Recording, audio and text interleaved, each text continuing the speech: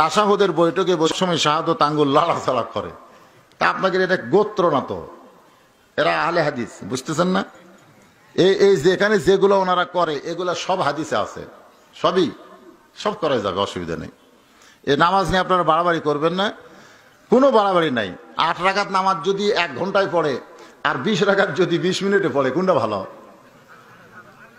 8 রাকাতই ভালো না, কারণ বুঝা শোনা পড়তেছে। আর আমাকে কতগুলো আছে আলহামদুলিল্লাহ, মানে এত জোরে সূরা ফাতিহা কছে 20 মিনিট যে 8 ঘন্টার মধ্যে শেষ, 20 রাকাত 8 ঘন্টার মধ্যে শেষ করা লাগবে।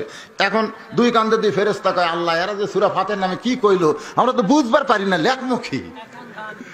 তো 20 রাকাত পাড়াপাড়ির চাইতে 8 রাকাত ধীরে ধীরে পড়া। তারাবি এটা ফরজ না, তারাবির নামাজ এটা ফরজ নয়, এটা সুন্নাত। কেউ যদি 8 রাকাত পড়ে তার সওয়াব কম হবে, কেউ যদি 20 রাকাত পড়ে সে সওয়াব বেশি পাবে। আমার কথা কি বুঝলেন? কোনো অসুবিধা নেই, কোনো সমস্যা করবেন না। ও যদি কম পড়ে জান্নাতে যায়, অসুবিধা কি? পড়ুক, আমাদেরই ভাই।